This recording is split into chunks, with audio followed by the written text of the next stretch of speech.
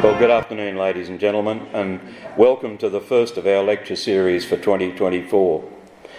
The title of today's lecture is Field Marshal Sir Thomas Blamey, Career, Challenges, Conquests and Controversies, and it will be presented by Mr Ted Blamey, who is the Field Marshal's grandson.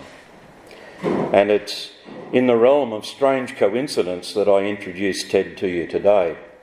In 1945, on the island of Morotai, my father was given the job of introducing Ted's grandfather. Not that he needed much introduction, along with the English singer Gracie Fields, to a large gathering of Australian and American troops in the final stages of the Borneo landings. Thomas Edward Ted Blamey graduated with honours in applied science from the University of Melbourne and from Harvard with an MBA. A former McKinsey and Company consultant, he led prominent cruise lines in both hemispheres, first as Managing Director Australasia at age 33, then in Los Angeles as Worldwide President CEO. He initiated the first industry consolidation that merged his Sitmar cruises into Princess P&O Worldwide. Ted then served as CEO of Australia's largest retail travel group, chairman of Sydney Ports, and was instrumental in the startup of a global luxury cruise line. Founding Chart Management Consultants, he has since provided strategic advice to cruise industry leaders for over 25 years. He is a regular speaker at leading cruise conferences in Asia. He has lived and worked in many global cities: New York, San Francisco, Los Angeles, Fort Lauderdale, London, Monaco, Auckland, Melbourne and Sydney. A natural teacher, Ted has also been an adjunct professor for Boston University and conducts sessions here in leadership and personal responsibility for executives and senior students.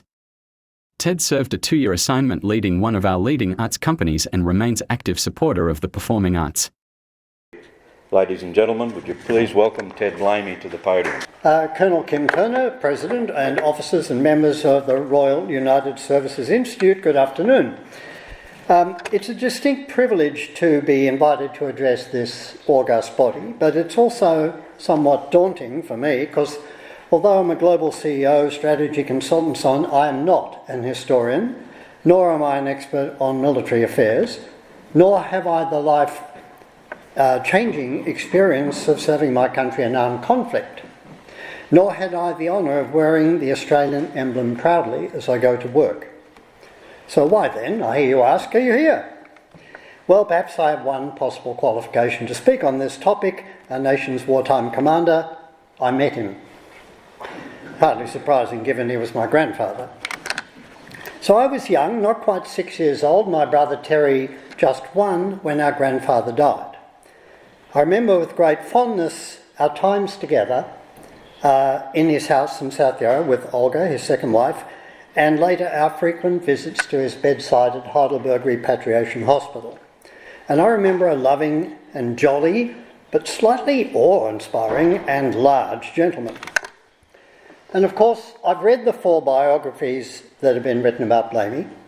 I've also reviewed the work of several other writers on World Wars I and II as they relate to our topic. I've drawn repeatedly on their work in preparing this address, and especially John Hetherington's second biography and extensive research in Blamey, Controversial Soldier, 1973. I also thought it important to quote what contemporaries said about this man who was so influential in the structure and functioning of the modern army and in Australia's successes in 2 world wars. Unlike most of his contemporaries, Blamey did not publish. He penned no autobiography. A publisher had offered him a handsome price for his Second World War memoirs, and he had intended writing 2 books, Middle East background and Pacific background, but the books were never finished. Too many reputations would have to be hurt, he explained. So, this is my own attempt to offer balance and insight to the life and service of this exceptional Australian, while not ignoring the controversies, especially in recent decades, that have surrounded our youngest and then later oldest general officer and our only Field Marshal. It's offered as a study of the man, a man not given his due. Nevertheless, my humble address may advance discussion on Australia's security and defence thinking, and how I leave you to judge. Hopefully there are lessons here on leadership, on resilience and loyalty, on balancing the concurrent and often conflicting roles of commander and subordinate, on the tricky relationships between the Commander-in-Chief and the press, and with his political masters, and on innovation and battlefield strategy. So I trust it will be also interesting as well as long. So for 67 years of coverage. In summary, Thomas Albert Blamey served his nation loyally, with distinction, through 2 world wars. He bore enormous responsibility, workload and stress with equanimity. He was loved and hated in equal measure. He was Australia's most decorated commander, yet shunned by our post-war Labor government.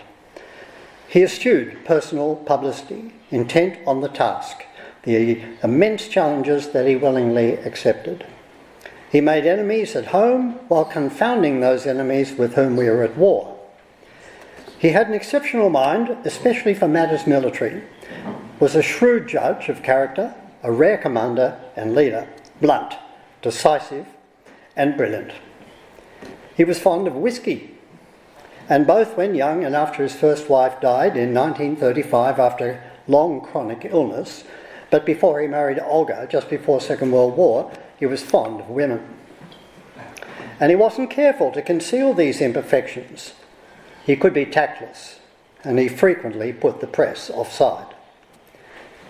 Prime Minister Menzies had stated, "None matched him in power of command, a quality hard to define but impossible to mistake when you meet it." Labor's Arthur Calwell said, "The next man to Blamey is like a curate to a bishop." Like others bearing the burdens of command, he did make mistakes, in the Kokoda campaign in particular. It is these that the pop historians repeatedly trot out, to the exclusion of his manifold achievements. Sadly, in Australia's tall poppy world, their views increasingly became how Blamey is known, if known at all. But is that a fair, accurate view of his legacy? I suppose a chronological narrative will serve us best to canvass that question. So Thomas Albert Blamey was born at Lake Albert, near Wagga Wagga, New South Wales in 1884, the 7th of 10 children. His father, Richard Henwood, had emigrated from Cornwall at 16, worked as a drover and other tough jobs in the bush until marrying and setting up modest, unsuccessful farms, first in Charleville, Queensland, and then forced out by drought in Wagga. Blamey's beginnings were modest indeed. Young Tom loved horses and understood them. As Hetherington says, he learned early to stand without anyone else's help on the broad feet which were to carry him through his successful but often tempestuous life. At 15, he and his brother Jim, 18, attempted to volunteer for the New South Wales contingent to the Boer War, but told, "Go home and grow up." He began as a pupil teacher at Wagga Public, and to advance in 1903 secured a posting with the WA Education Department, where he also plunged with enthusiasm into the cadet movement. He taught at Fremantle Boys' School for 3+ years. As a teetotaler and non-smoker, Tom had considered becoming a Methodist minister, and indeed he preached at Fremantle churches. That all changed when he saw an advertisement for an examination to select young men for commissions in the Australian military forces. With little time to prepare, he flung himself into the work, and in the 3 weeks remaining for the examination, he was placed 3rd among candidates from the whole of Australia. And so it was in 1906, aged 22, he moved to Melbourne, commissioned First Lieutenant in the Regular Army, itself only 5 years old. He married Minnie Mellard in 1909. Their first son, Charles, nicknamed Dolph, was born in 1910, sadly killed when in the Air Force in 1932. The second son, Thomas Raymond, young Tom, my father, later Lieutenant Colonel, was born 4 years later. At 27 years, Blamey, as captain, sat for the very demanding entrance examination for the Imperial Staff College, located in Quetta, India, which is now Pakistan. He came first, winning entry rather than by privilege. He distinguished himself there over the 2 years both in military acumen and physical prowess. He was an excellent horseman, and won the admiration of fellow students, some of whom became colleagues when they themselves held senior posts in the British Army. He was serving with the Australian Army as a major in the War Office in London, reporting to General Bridges when World War I broke. And not yet 31, going first to Mina, outside Cairo, he landed at Gallipoli, and what became Anzac Day, the 25th of April 1915, as GSO-3. Over the ensuing months, he learnt the consequences of Australian formations being subservient to the British. There are 2 anecdotes I think shed some light on our subject. One night, Tom led a 3-man patrol into enemy territory in an attempt to fix the position of the devastating Beachy Bill batteries. 4 hours into their sortie, Blamey and Bombardier Orchard were separated by about 10 paces, when a leader of a 9-man Turkish patrol spotted the latter and was about to bayonet him. Blamey shot the Turk as he raised his rifle. The next few seconds were a whirling melee, with the Turks running in all directions, while the short flashes of Blamey's revolver and the long flashes of his 2 comrades' rifles lanced the darkness. The Aussies bolted for their own lines. They got back in 20 minutes. A few days later, the Turks sent a colonel and a major to discuss a truce to bury the dead. Blamey and the major chatted in bad French. "Our men reckon they killed about 25 of yours." Blamey gave an outrageously high figure. "No, only about 6, said the Turk. "There were 25 of your men," he continued. "Were there?" said Blamey. Another day, in the trenches, accompanied by C.E.W. Bean, the famous historian, Tom came across a soldier with a contraption he had devised for peering over the parapet to gain a line of sight to fire on the Turks. Bean thought it impractical, wild. But Blamey saw its potential and arranged for the inventor, Lance Corporal Beach, to be detached from his battalion to work on his crude periscope. It proved its worth and was much used in sectors where the Australian and Turkish trenches were only a short distance apart. Hetherington. Blamey was always quick to sympathise with unorthodox ideas which a less perceptive man might have ignored. Action on the Western Front followed. He reached France with the 2nd Division in the spring of 1916, became GSO-1 of the 1st Division in July. Hetherington. Its first assignment was the Somme offensive, where the impact of Blamey's mind is clearly stamped on the planning of its operations, including the capture of Pozières. Seeking a battlefield command, Tom was given the 2nd Battalion, and 3 weeks later, temporary command of the 1st Infantry Brigade. But known as so able a staff officer, he was recalled when Major General Sir John Monash was appointed Australia's Corps Commander, selecting Blamey as his Brigadier General Staff. Tom was aged just 34. Together, they devised a wholly innovative battle strategy, deploying troops, tanks, artillery and aircraft in concert. This was to prove decisive. Their battle plans for the famous Allied victories at Amiens and Hamel ensured a swift result and were remarkable for their low casualty rates. Their approach turned the tide decisively in the Allies' favour and is widely accepted foreshortened the war by 12 months. Monash, for the benefit of long hours working with Blamey, summed up his character this way. He possessed a mind cultured far beyond the average, widely informed, alert and prehensile. He had an infinite capacity for taking pains, thoroughly versed in the technique of staff work and in the minutiae of all procedure. He served me with exemplary loyalty, for which I owe him a debt of gratitude that cannot be repaid. He had an extraordinary facility of self-effacement. Really helpful whenever his vice was invited, he never obtruded his own opinions, although I knew he did not always agree with me. Someday the orders he drafted for the long series of history-making military operations on which we collaborated will become a model for military instruction. They were accurate, lucid in language, perfect in detail, and always an exact interpretation of my intention. And no commander could have been more exacting than I was. Monash also said, Blamey was a man of inexhaustible industry and accepted every task with placid readiness. Nothing was ever too much trouble. He worked late and early and set a high standard for the large corps staff of which he was the head. I was able to lean on him in times of trouble, stress and difficulty to a degree which was an inexpressible comfort to me. And we might observe this is not the view promulgated by some more recent writers relying on second-hand and sometimes self-serving narratives. Brigadier Blamey returned to Australia late in 1913, resplendent with honours, the CB, CMG, DSO and the French Croix de Guerre, and mentioned in dispatches 7 times. Hetherington.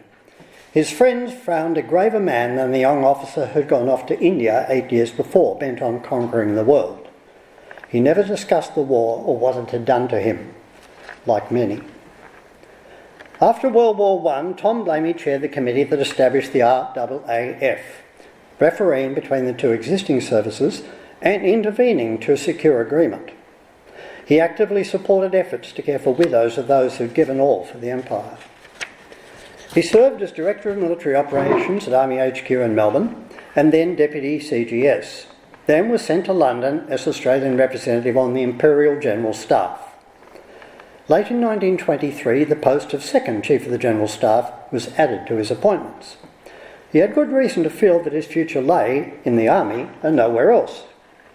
But, being just 41, with many able career officers now senior to him, Tom realised that his Army prospects were limited in peacetime, with the government withdrawing funding and enlisted numbers severely reduced. Following the Victorian Police Mutiny of 1923, a Royal Commission and the eventual resignation of the Chief Commissioner, the state government sought an outside appointment. Blamey's name was put forward by Lieutenant General Sir Harry Chauvel, then CGS. As an unexcelled organiser, a superb disciplinarian, a skilled manager of men, Tom agreed to take the role of Chief Commissioner of Police in Victoria, leaving the Army that he loved. It was a turbulent time in Victoria during which the state government required him to counter crime gangs, control labour unrest, maintain order during the Depression, which was at its peak in 1932. Politico-military organisations in Australia, modelled on the German Nazis and the Italian fascists, were also born there in the 1930s. Blamey set about addressing the force's grievances, improving police pay, equipment, skills and training, and he pioneered many lasting innovations. I'll skip over the detail, but it was also he was an autocrat, though a tolerably benevolent one, unless someone tried to undermine his rule. He did not endear himself to the government. Ministers of the Crown who tried to interfere in the domestic administration of the force ran into a brick wall. Knighted in 1935, his role came to an end when he resigned in 1936, shortly before it was evident the state government would be dismissing him, after an ongoing war between the police chief and the press, which came to a head when there was a clumsy cover-up of a shooting of a superintendent of the CIB while waiting for a police informer. Since 1931, Blamey had remained active in the militia as GOC 3rd Division. Like every divisional commander at that time, he had to worry along as well as he could with a collection of ill-equipped and undermanned units, in his hope that his patient acceptance of peacetime frustrations would have its reward when the inevitable war broke out over the world. But Tom's tour of duty ended in May 1937 and his name was added to the Army unemployed list. Now 52, jobless and with difficulty in paying his way, the greatest of all his meagre assets was the reputation he'd won in the War of 1418. Even his most trenchant critics could not deny the excellence and sweep of his achievements in the Dardanelles campaign and later in Europe, but his military reputation was of little value when his police career ended. Other, younger men had risen in the Staff Corps since Blamey's day. It looked to be a sad ending for a man whose military career had shone so bright. Now throughout, he followed closely the rise of fascism in Germany and the developments in Japan, making public and prescient warnings about the prospects of our nation again being called to action, urging preparedness. Hetherington. In early 1938, he was engaged by Melbourne Radio 3UZ to give a series of Sunday night commentaries on international affairs, particularly the rising threat of another world war.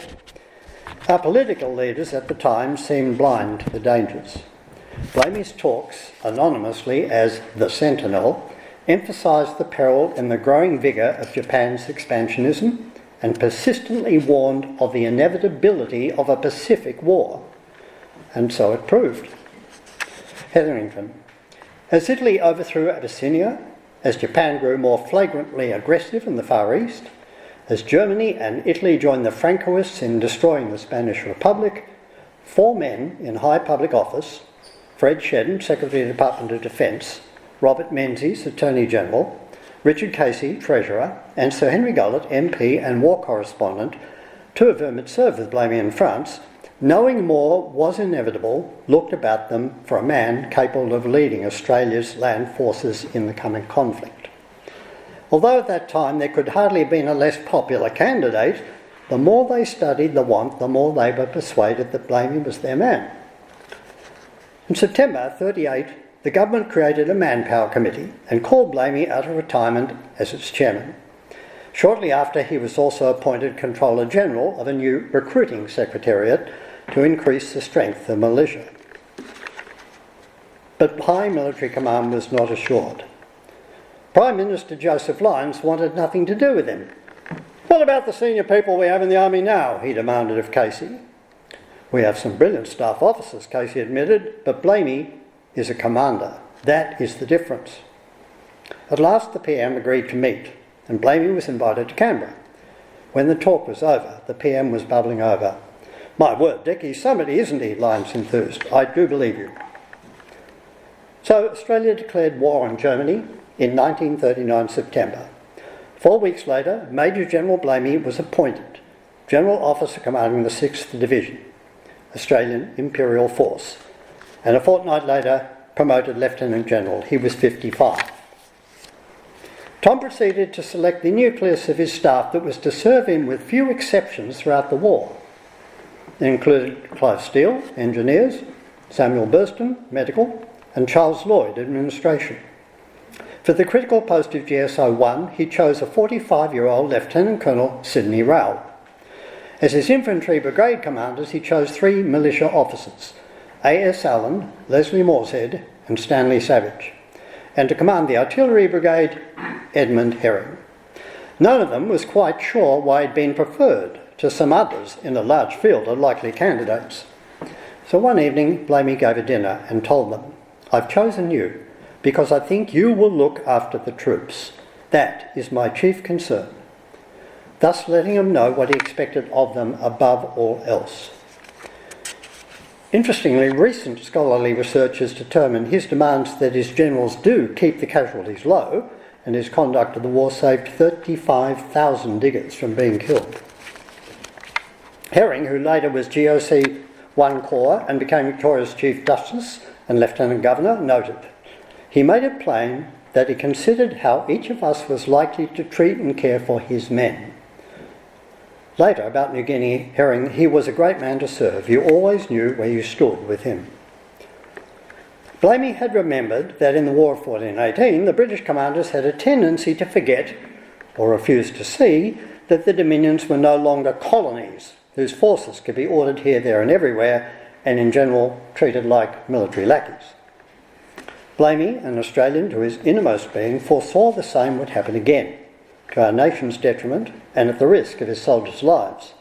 He took steps to ensure a watertight charter from the government.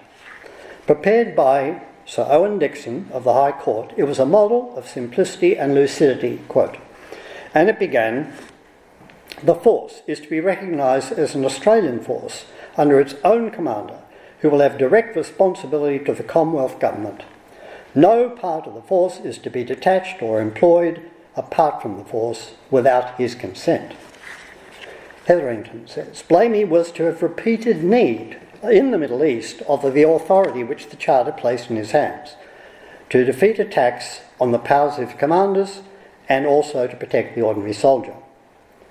And later in the war, Blamey fought for these rights in defiance of the wishes of Winston Churchill himself. In February 1940, the Australian War Cabinet approved formation of the 7th Division, linked with the 6th under Blamey as Commander 1 Australian Corps. Rowell was raised to Brigadier Chief of Staff. John Laverack became GOC 7th and Ivan Mackay 6th Division. 2 brigades of the latter were the first of the AIF formations to embark for Palestine. Blamey followed in June, setting into headquarters in the ancient Arab town of Gaza. Says Hetherington, most of Blamey's officers found him gruff, demanding, thoroughly formidable.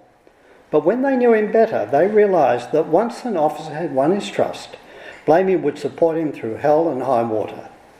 He expected loyalty from his staff and gave loyalty in return. If a conscientious officer made a mistake in good faith, Blamey, whatever he might say to the defaulter in private, would let nobody else criticise him, not excepting a cabinet minister or a general. The British commander, General Wavell, had fewer than 86,000 to defend Egypt, Palestine, Sudan, Kenya, Somaliland, Aden and Cyprus. Later, as Field Marshal, Lord Wavell said of Blamey, "Probably the best soldier we had in the Middle East. Not an easy man to deal with, but a very satisfactory man to deal with. His military knowledge was unexampled, and he was positive, firm, and a very satisfactory commander." And from the reticent Wavell, these were telling words. In late 1940, the War Cabinet gazetted Tom Blamey as GOC AIF Middle East. Hetherington. No man could have been more active. While the 6th, 7th and 9th Divisions were being gathered in Palestine and Egypt, it was no rare thing for him to travel 8 to 900 miles by car in a single week from Gaza to Cairo, down the desert road to Alexandria and back to Gaza, with a dozen or more stops en route to see to army business. Unlike in World War I, Tom decided on an Australian army canteen service, believing it could do a lot for the fighting soldier when the going was hard. He made it a rule that the service should not operate only in the safer back areas, but must go into battle with the troops. Blamey also understood how boredom can erode morale and would spend money to make an unsympathetic environment more bearable, such as the example of a band on the banks of the Ismailia Canal. He pressed the government to commission the pick of Australia's artists to paint the army in situ. He astounded others with his familiarity with the history and customs of Palestine, the complex ritual and symbolism of a Jewish festival. When early in 1941 the Germans were clearly making ready to strike into Greece through Bulgaria and Yugoslavia, Churchill ordered Wavell to find, quote, the largest possible army and air forces for Greece. The 6th Australian Division and the 7th and the New Zealands were to bear the brunt of the fighting. British General Maitland Wilson was to command.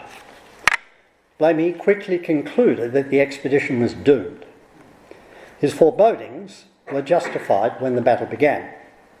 The 7th Division did not even reach Greece. The Greek formations proved wanting. Tom was torn between his duty on the one side to the Australian government and the other to the CNC Middle East. And in the end, he sought permission to send an appreciation to the government. The celebrated KC, Brigadier Eugene Gorman, said it was a masterly example of a complex military appreciation reduced to essentials. But the die was set. Tom left for Greece. Things did not go well. ADC Norman Carlyon thought Tom behaved oddly when they took a car to cruise along the coast, stopping to climb out and stroll along a beach of firm sand as if seeking a convalescent spots or places for a leave centre, and he insisted Carlyon make a record of his detailed impressions on a tourist map.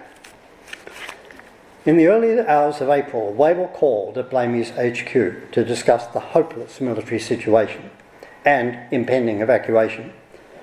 Tom produced the map Carlyon had marked with such private reluctance, saying, "I think you will find these are the beaches to evacuate from."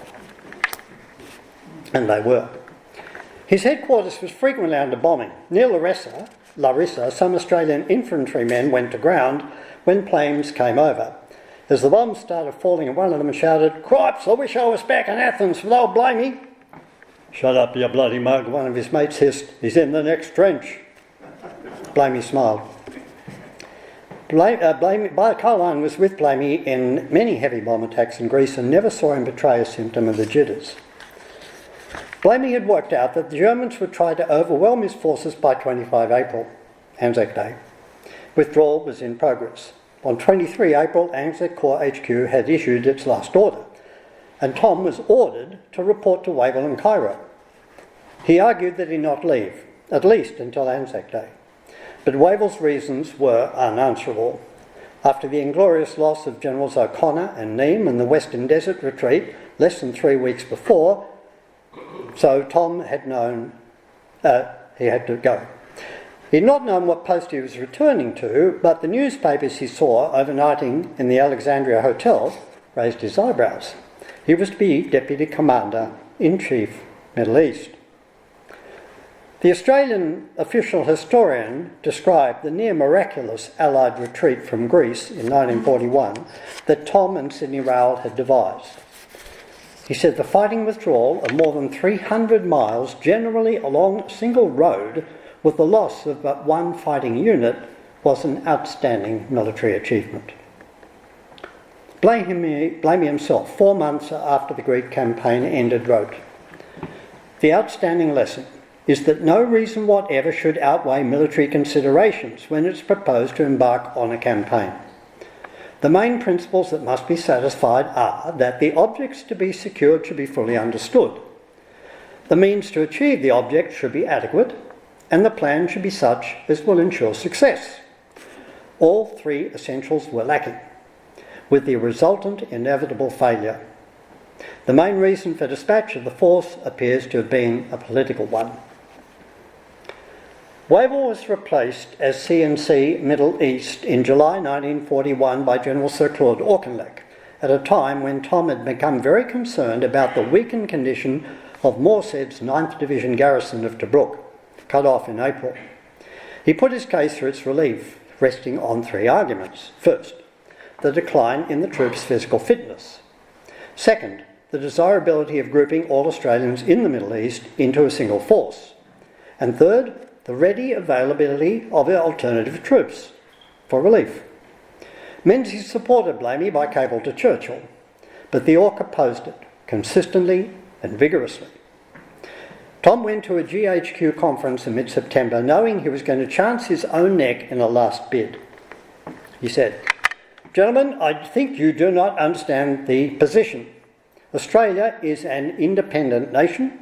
She came into this war under certain definite agreements. Now, in the name of my government, I demand relief of these troops." There'd been a stunned silence. Then the Orc shrugged and said, "Well, if that's the way you put it, we have no alternative." "So now," Tom said to Burston, "I'm the most hated man in the Middle East." With the new Labor government in Australia, Tom was anxious to make personal contact with John Curtin, Ben Chifley, H.V. Evatt, Frank Ford, and others that he knew only as names. He flew out of Cairo in November for Australia. Calling at Malaya on the way, he met General Gordon Bennett in Singapore and told him he intended asking the government to withdraw the 8th Division to send to the Middle East. It had been posted to Malaya only as a temporary measure and not under Blamey's command. The War Cabinet declined. As it turned out, the Australians were engulfed in the disaster in Singapore through no fault of their own. Some 15,000 officers and men went into over 3 years of agonising captivity and were lost for the rest of the war. It would be hard to overestimate the value this force would have had to Australia and to the Allies had it been available a little later in the Pacific War. Tom was dismayed by the astonishingly easygoing life in Singapore, but even more so by the complacency back home. He made very few friends when the press reported his warnings. In December 41, Blamey was back in Cairo. The Tobruk men had broken out, as they told it, with a dash of truth. The Germans and Italians were in general retreat in the desert, but Auchinleck's grand offensive was overshadowed by events far away. the Japanese had bombed Pearl Harbor and landed in northern Malaya. They'd attacked Thailand, the Philippines, Wake and Guam, Hong Kong. They were coming south. Curtin called Blamey to return to Australia in March 42. On the plane, Tom read Auchinleck's farewell note. "I feel a very genuine regret at your going. You and your fine officers and men will leave a gap not to be filled easily. I feel it a great privilege to have had them under my command and know how much I owe to them and to you." General Douglas MacArthur arrived in March as Commander-in-Chief of the South West Pacific area. The Australian government did not know he was coming until he arrived in Darwin, but were naturally overjoyed as it meant they could count on massive aid from the US. The acceptance of him as Supreme Commander was automatic, says Hetherington. Blamey told Carline, "I think that's the best thing that could have happened for Australia." "Why?" asked Carline. "Well, MacArthur will be so far away from his own government that he won't have any interference from them, and as far as our government is concerned, he won't take any notice of them," Tom replied. On arriving in Fremantle, Blamey received a letter from Curtin advising the government was appointing him Commander-in-Chief of the Australian Military Forces as a full general. Hetherington says, "A command far larger and far more complex than Monash's in the First War awaited him. For more than 3 years, it was to demand all his energies of mind and body. He was to be more or less constantly under political and sectional attack." Blamey, appointed to command Allied land forces, and Douglas MacArthur were to work closely together until the end, though not without disagreements. Their collaboration was based on mutual respect and admiration for each other's military acumen, while Blamey understood well when to fight MacArthur on issues of command and when to keep his head. With his Prime Minister, Blamey and Curtin's wartime partnership grew as the months went on into something close to a personal friendship, despite them being philosophically poles apart. Of all the members of the Labor War Cabinet was Curtin, who commanded Tom's deepest respect and regard, says Hetherington. But Tom did not have much confidence in or regard for Army Minister Ford. Hetherington. One of Blamey's most complex tasks was to weld the volunteer AIF and the conscript militia into one coherent fighting force. The former could be required to serve anywhere in the world, but militiamen only in certain rigidly defined limits. He carried multiple responsibilities, including control of the 4 branches of staff, plus conduct of field operations. The Japanese landed in strength in Papua's Bunagona area in July 1942. Their objective being to take Port Moresby by 21 September, 100 miles over the Owen Stanley Range. They planned a 2-headed assault, from the north over the range and from the east, after a task force had taken Milne Bay and built up a base. Kokoda village, 1,200 feet above sea level, was their first target. Outnumbered by a well-trained and better-armed enemy, the Aussies lost Kokoda to the Japanese mid-August. Australia was unprepared, both for the size of the Japanese force and this new kind of warfare, jungle conditions, where the enemy was largely unseen, communications almost impossible, supply lines dependent on native carriers and sporadic airdrops, troops obliged to move on foot through exceptionally challenging terrain. Blamey had chosen Rao as GOC 1 Australian Corps and promoted him to Lieutenant General. He ordered Rao from Brisbane to Port Moresby and also Major General Allen's 7th Division to move to New Guinea at once. The Japanese landed an amphibious force at Milne Bay on 25 August. In fierce and desperate fighting, which lasted nearly a fortnight, the defenders held on and in the end smashed the attack, totally disproving American officers on MacArthur's staff saying, "The Australians can't fight and won't fight." It was Japan's first defeat anywhere on land. But anxiety still ran high in Australia, such that Blamey received a request from Minister Ford to go to Port Moresby, quote, "to confer with General Rowell and assure that everything is being done to render it impossible for the Japanese to make further progress across the country to Port Moresby." End quote. Blamey had not changed his good opinion of Raoul, and after conferring and inspections, he flew back 2 days later. A few days after that, both Curtin and MacArthur instructed Blamey to go back to Port Moresby. "Canberra's lost it," Tom told Major General Worston. "I think highly of Raoul, and I'm satisfied he has the situation under control." But he had to obey orders. Blamey had freely expressed confidence in his commander, both publicly and privately, to the War Cabinet and Advisory War Council. He'd told them he agreed with Generals Raoul and Allen and their forward commanders and staffs that the Japanese would not be able to take Port Moresby from the land.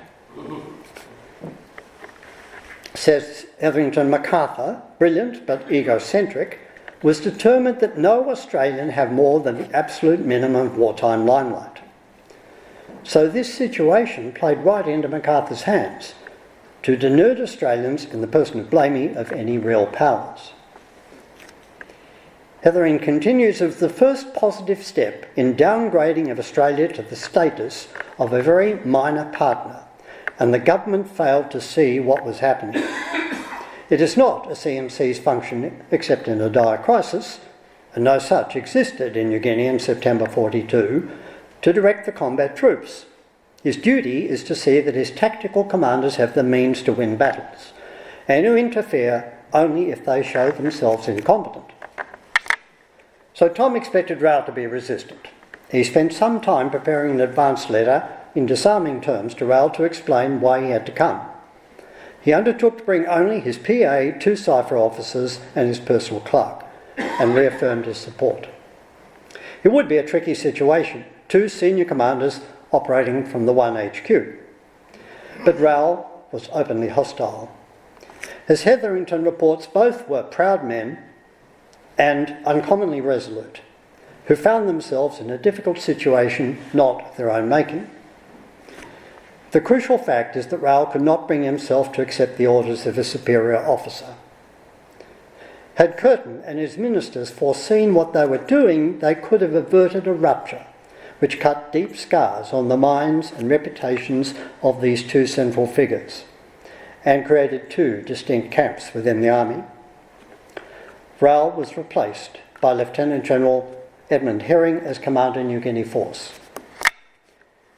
Hetherington says the campaign which wrested Papua from the Japanese was as punishing as ever fought by an Australian soldiers. It ended when Sanananda fell in January 1943. But the struggle took a heavy toll of the nerves and bodies of the men who won it.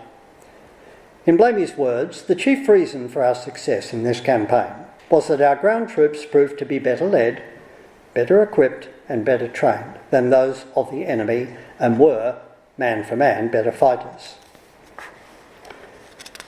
Hetherington reports that a month after Blamey's arrival at Moresby, Brigadier Potts, whose 21st Brigade had played what is now known to be a gallant and resolute part in holding and turning the Japanese thrust through the Owen Stanleys, was relieved of his command. Once all the facts became known, it was clear Potts was penalised for reversals, not his fault. But this was not obvious in the heat of operations. A fortnight later, Blamey addressed the 21st Brigade in a parade at Koitaki. He spoke to the whole brigade first and then to their officers in the mess. There are conflicting accounts of what came to be a black mark on the general's reputation. According to Hetherington, nobody can swear to what he said because nobody made a record of it at the time, but it engendered savage indignation. The words which left a lasting scar were to the effect that it's not the man with the gun that gets shot, but the rabbit that's running away. Most of the hearers took this to mean the brigade had acted like rabbits and run from the enemy. They never forgot it. Some believed that was what was said and was ill-chosen and unfair. Others that Tom needed to steel the men for what he knew would be a desperate fight to stop the Japanese. Probably there was little understanding then of the initial strength, training and experience of the enemy. Captain Porter, Tom's ADC, recalled that in the staff car afterwards, General Blamey was strangely quiet on the point of weeping. Brigadier Doherty, who had taken over from Potts, understood Blamey's words quite differently to most. He did not dream that anybody could take offence at them. He said Blamey talked about the Japanese. Listening to him, I thought it was quite a good description of the tactics to deal with the Japanese, and our men were in a hypersensitive state as a result of newspaper criticisms. Blamey later farewelled the 21st as they went to the Bunagona area. As the 7th Division's Kokoda advance under Major General Allen progressed, despite supply problems and exceptionally difficult mountain terrain, Blamey was apparently satisfied that Allen was handling a tough situation well. But MacArthur was not. He insisted, "Press General Allen's advance. It is essential Kokoda airfield be taken." Blamey wrote to MacArthur with a plea for understanding Allen's situation, despite his force's slow progress. The Supreme Commander radioed Blamey, showing no patience or sympathy and little understanding, including, "Please give your personal attention to the accomplishment of this purpose," securing Kokoda airfield. "Adequate means for which are available and present." Separately, Allen was singularly hurt by MacArthur's message. Allen set his heart on retaking Kokoda, and indeed pressure on the enemy was on the point of tipping the scale. Within 5 days, the Aussies re-entered Kokoda. The advance from Yoribawa to Kokoda had taken 35 days, 16 fewer than the Japanese had needed. Given Blamey's enormous experience over 2 world wars, it's probable he felt a fighting withdrawal was the best strategy. Allow the enemy to slowly extend themselves and their supply lines across the rugged ranges to the point where their advance was no longer sustainable, reconnaissance deficient, no communications, their troops exhausted and undernourished, and so forced to withdraw, at the same time conserving his own troops. But this would have been in contravention of MacArthur's orders, and the latter's unfamiliarity of or unwillingness to accept the true situation there. Hetherington says Blamey performed an astonishing feat in the Papuan campaign. As commander, Allied land forces, he directed operations in the field while simultaneously handling a heavy and incessant flow of matters as CMC Australian military forces. His mastery of detail, his capacity for swift analysis were uncanny. He could skim through a long paper on an intricate subject, then crystallise the essentials into 2 or 3 sentences. He used this phenomenal memory to the full in Papua, where there was very little intel, and would have been lost without it. So Hetherington continues a different time. He says, although he'd arrived in Port Moresby to find the first phase of the campaign well underway on the basis of General Rao's planning, Blamey had been the chief architect of the later successes, notably the arduous operations on the coastal plain. He'd been patient, dogged, far-seeing, imaginative, tireless. When things went wrong, he cut his losses and tried again. When they went right, he built on his successes. There was a second enemy in New Guinea, the malarial mosquito. Advised by Lieutenant Colonel Edward Ford, an expert in tropical medicine, Blamey acted. A new priority was fixed for malaria control. The weekly incidence of cases in the Milne Bay area fell within a few months from 82 cases per 1,000 men to 5. Blamey was well known to distrust the press. He insisted on restrictions on operational areas. Carlyon believed Tom's achievements were never fully appreciated because of Blamey's and Director General Army Public Relations Colonel Rasmussen's poor use of public relations. This, by the way, in marked contrast to MacArthur's cultivation of personal fame. Tom was known to remark, "I don't care much what others think." In Blamey's place, most commanders would have remained for the last triumphal act in New Guinea. But as soon as the back of the Sanananda defences was broken and the enemy on the point of collapse there, he handed over his command to Herring and returned to pressing policy matters in Australia. While still Commander-in-Chief, looking far beyond the war and concerned to put a stop to the drainage of young Australians to posts in other countries, as he put it, Tom was a champion of the founding of the Australian National University, and he was instrumental in securing the Adelaide-born Oxford professor Howard Florey to come back to Australia to establish a medical research institute. The atomic bombs fell on Hiroshima and Nagasaki on 6 and 9 August 1945. Japan surrendered by the 15th. Blamey represented and signed for Australia when MacArthur took the surrender at Tokyo Bay on board USS Missouri on September the 2nd. Tom himself took the surrender of the commander of the 2 Japanese army at Morotai a week later. By the end of the war, Sir Thomas Blamey had an exceptional raft of awards and honours. GBE, I think the only Australian ever, KCB, CMG, DSO, ED. He wrote to Army Minister Ford saying he was, quote, desirous of laying down my office as soon as possible. The government told him they wanted him to supervise demobilisation. Then, without warning, in November, after 6 years as our nation's most senior army commander, Ford gave him a fortnight to pack up and go. And Ford refused the list of awards Blamey had studiously prepared for Australia's senior officers, who, as he said, had borne the weight of the war for 6 years.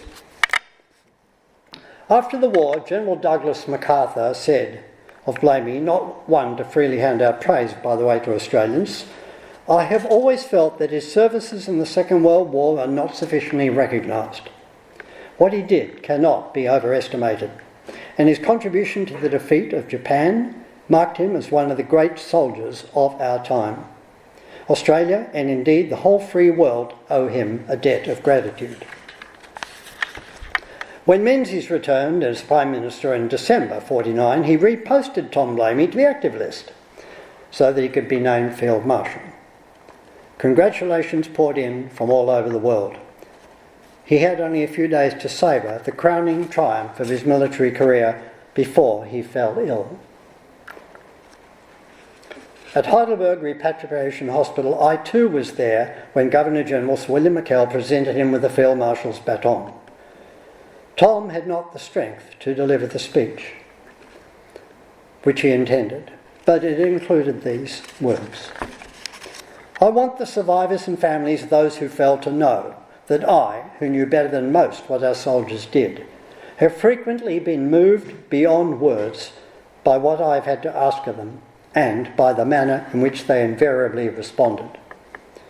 The baton that's come to me is a richer reward than any soldier could have hoped for. It symbolises authority and responsibility on the highest plane. I receive it in a spirit of humility and as a trustee for all the unnamed comrades whose loyalty, courage and faithful service were responsible for its being conferred upon me. I can no longer lead them, but I commend those familiar army words in which was so often combined all that was best of exhortation and encouragement. Carry on. The baton was kept in his dressing table until May 1951 when he died, just 67 years old, largely of his war-related stresses. What was Thomas Blamey's job in World War II? I'm concluding now, but essentially I see he had 4 almost impossible tasks. To create an army, recruit, equip, train and lead a force of 500,000 soldiers. To ensure Australia's forces made a huge impact on the Allied campaigns in the Middle East. To work with the Americans to save Australia and defeat the Japanese in the Southwest Pacific, and to do all the above with minimal losses. He succeeded. It is questionable whether anyone else could have. So why is his name all but forgotten today, not taught in schools, hardly commemorated in public institutions? Even, why have his memorabilia and fine portraits by famous artists lain buried in the vaults of the Australian War Memorial? Many adults I respect have never heard of TAB. Others have gained the impression he was no good.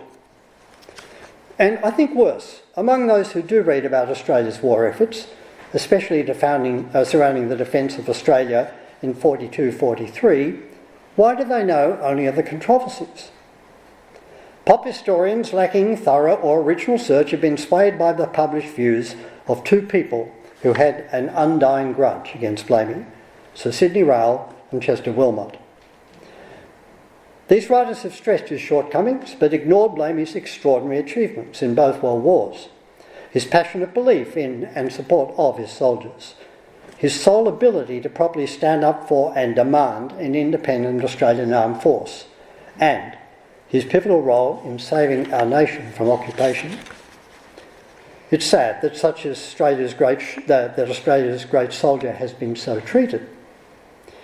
In my view, it goes deeper than that. It denigrates the hundreds of thousands who loyally served under him, the country's leaders who tasked him and relied on him, and Australia's name as a no-nonsense, fiercely independent, brave, resourceful and resolute fighting nation.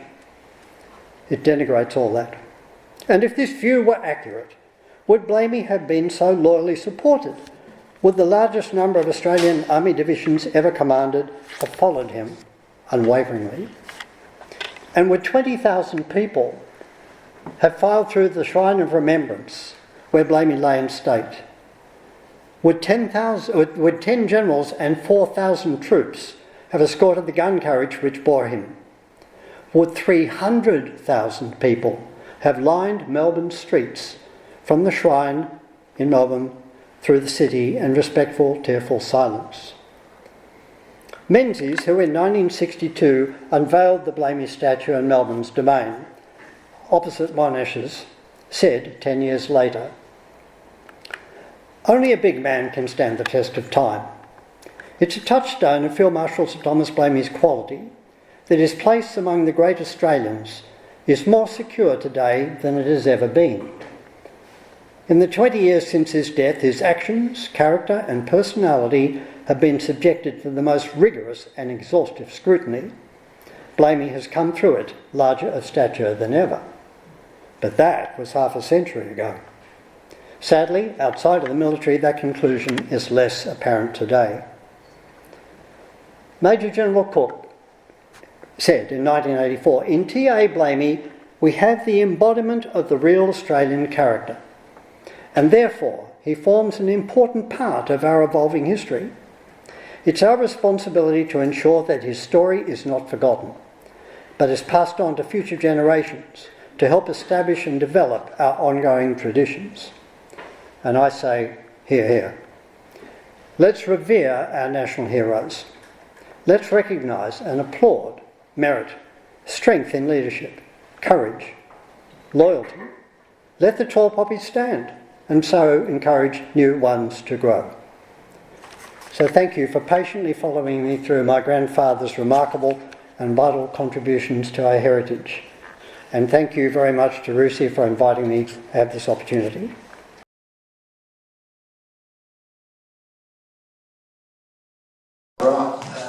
My name's Brian Walls. I'm here as an ordinary member of the RUSI. I did speak to Ted before the presentation.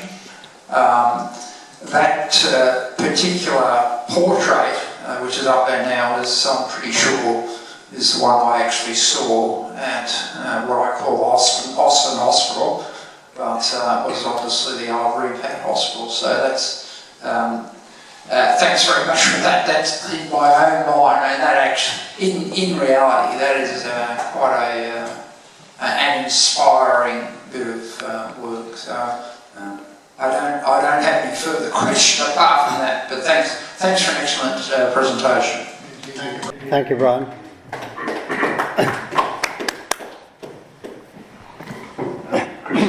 Member, you quite rightly at the end called upon Australians to give greater recognition to Sir Thomas Blamey. What practical steps do you think could be taken or should be taken, and how can Rusi help? That is a very good question, but difficult one. I do know that, nothing to do with me per se, but the Memorial Fund of Sir Thomas Blamey, which is based in Melbourne but has members around the nation of former serving officers, have more than once tried to suggest that a suburb in Canberra be named after him. I don't know how far that's got. I know that it is very slow in coming, if it happens at all. I don't really know the answer to your question otherwise, but I'm sure Rusi would be the organisation, aside from the Memorial Fund, that has some clout and reputation and could make a difference. The difficulty is that, as I've suggested in my talk, the reputation of Blamey is promulgated based on his deficiencies, not on the far much grander scale of his achievements. So even people within the War Memorial, I'm told, historians there and so on, don't want anything to do with Blamey. So I remember when I was a boy, we used to go to the War Memorial in Canberra. There was an entire display, Blamey's tunic, his medals, his ribbons, his baton, portraits by Sir William Dargie, Ivor Hill, all of that. Today, I think the only thing you'll find is the baton and a black and white photograph. So that doesn't help, because people learn about our war efforts through visiting the War Memorial, which is a fantastic organisation and facility, but they don't know anything about Blamey, hardly with that. There's one other section which has a picture of the Kokoda track and some disparaging remarks about Blamey on a placard. That's about all there is. So I think that also needs to be, some pressure could be applied to get the War Memorial to consider providing a more balanced view. And it's not the chief executive of the War Memorial, it's the people who are doing the things there. In particular, the Australian National University and his connection with it, one would hope that they would give proper recognition. Do you feel that's so? Yes, I doubt they know much about that. It's a good question. That might also be a place that the proper story could come out, could be promulgated. Thanks very much, Ted, for my question is, do you think if Tom had stood up to MacArthur over Rowell and Tubby Allen, that would have been a totally different outcome, both for Tom's reputation? Do you think the government would have cashiered or court-martialed him for standing up to MacArthur?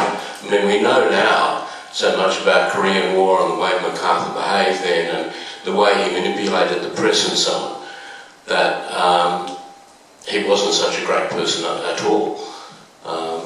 Anyway, I'm just interested in your thoughts as to, because you said he really valued Rowell and Allen and their competence.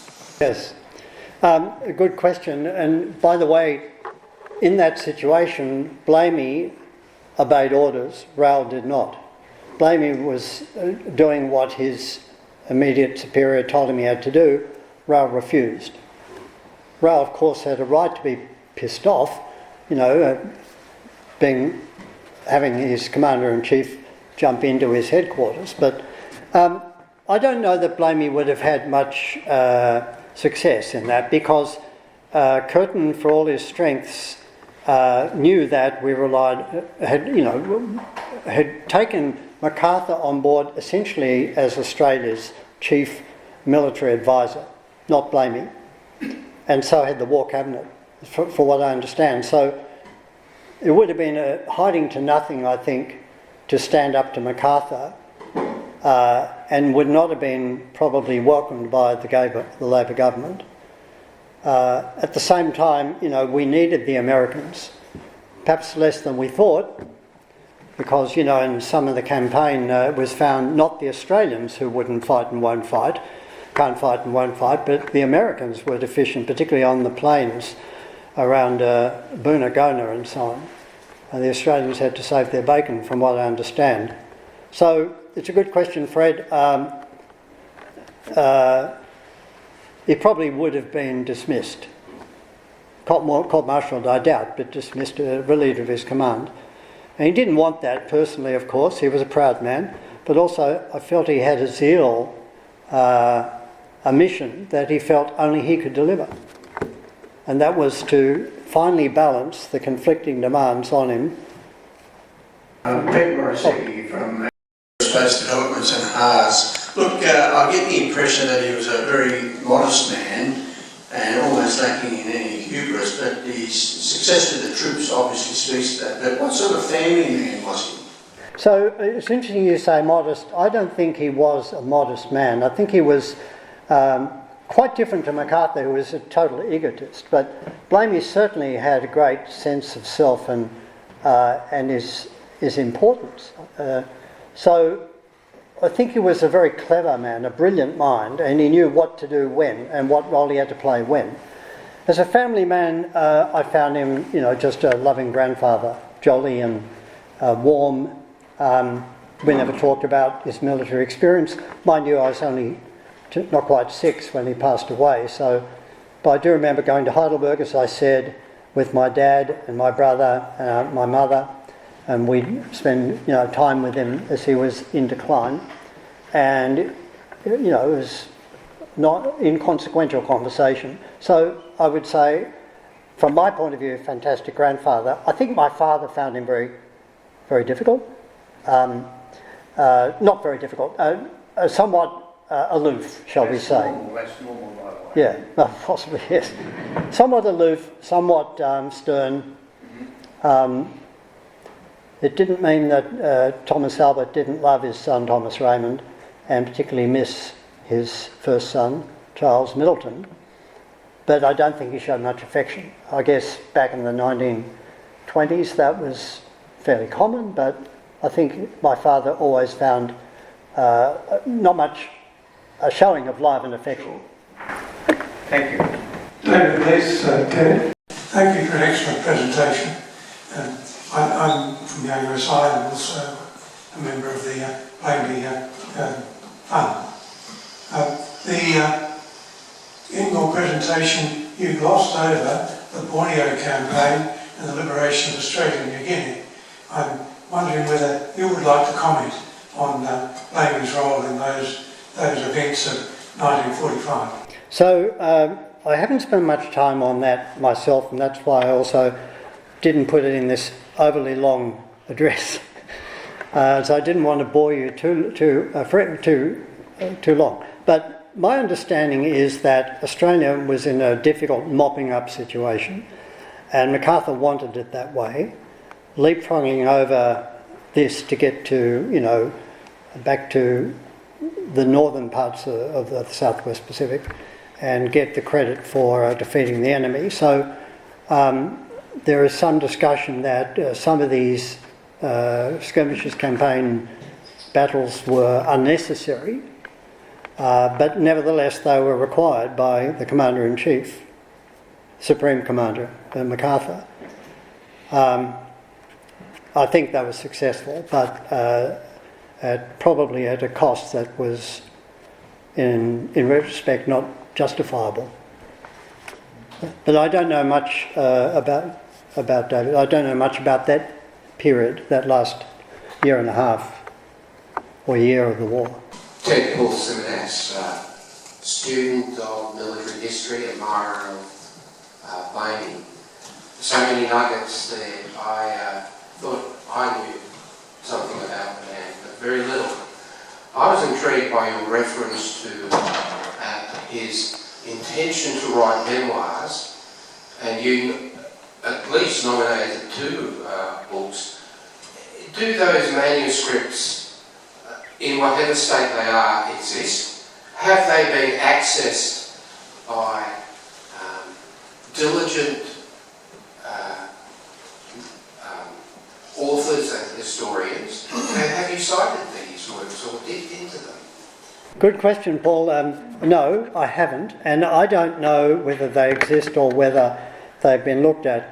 I do know that there are papers in the War Memorial, Blamey's papers, so I guess if they're anywhere they'd be there, but I haven't heard them mentioned other than referenced in the biographies, or particularly Hetherington's biography, which is written much closer to Blamey's passing than the more recent work by David Horner. But he had access to those. I doubt it. I think I doubt it.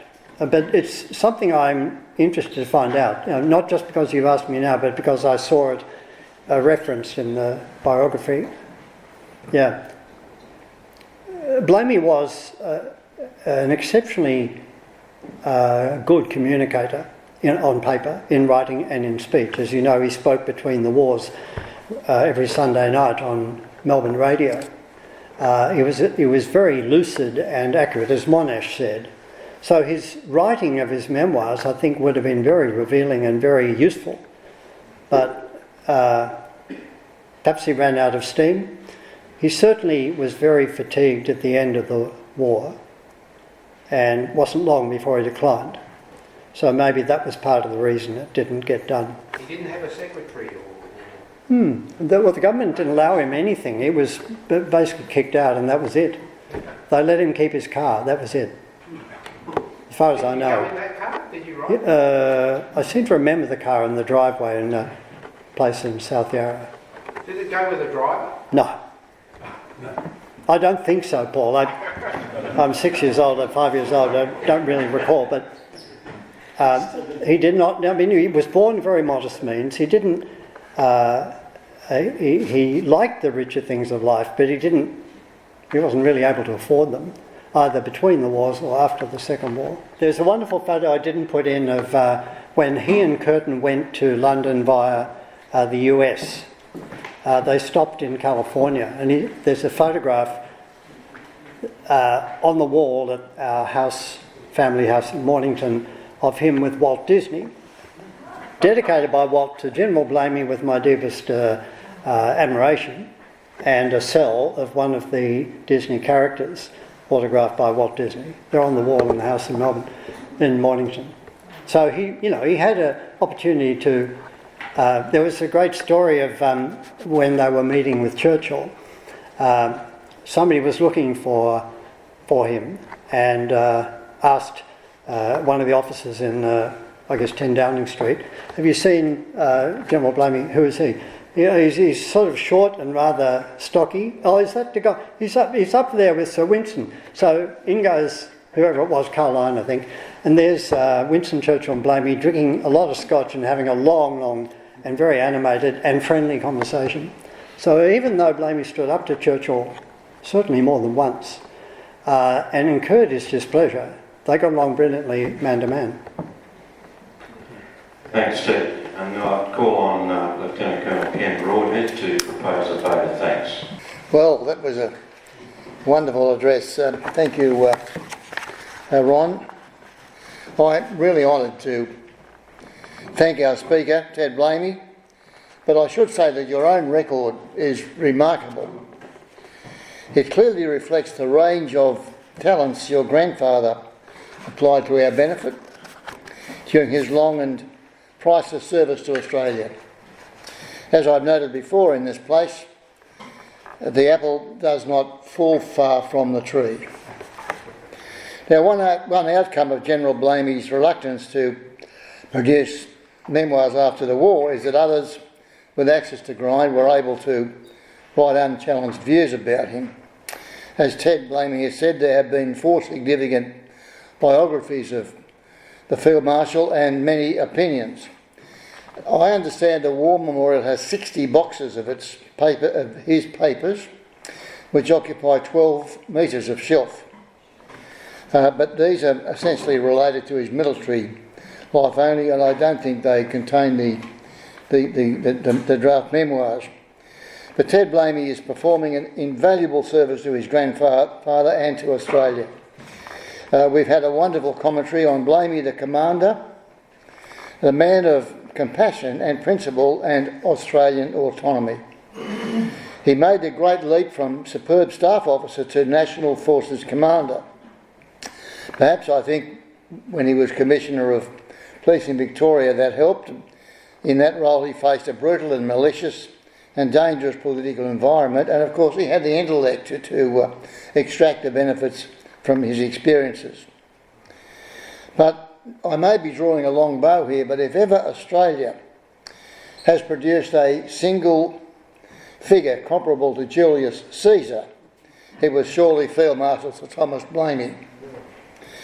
I've now found a reason to have studied Shakespeare's Julius Caesar at high school, because it's occurred to me that Ted Blamey is fulfilling a truly priceless role.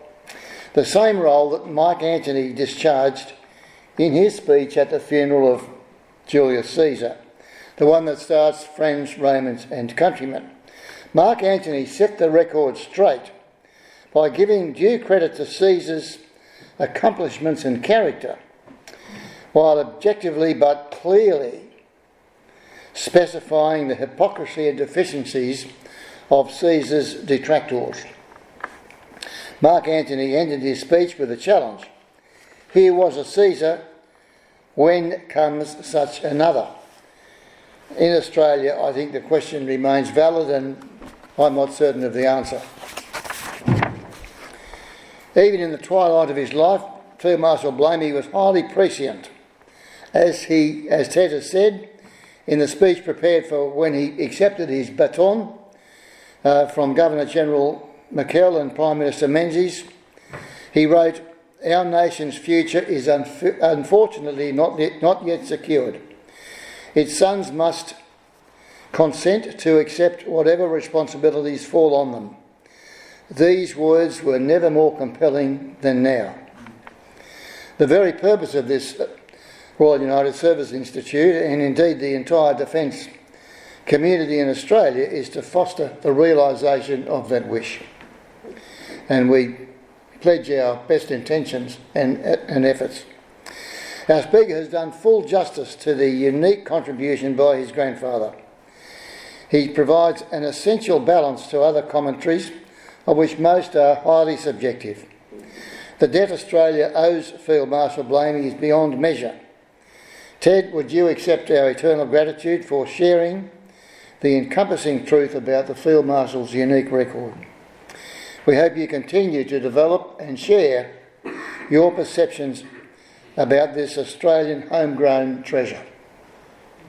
I understand you have a United Service Institute tie following your support for our dialogue last May. So would you further accept this honorary membership of the Institute for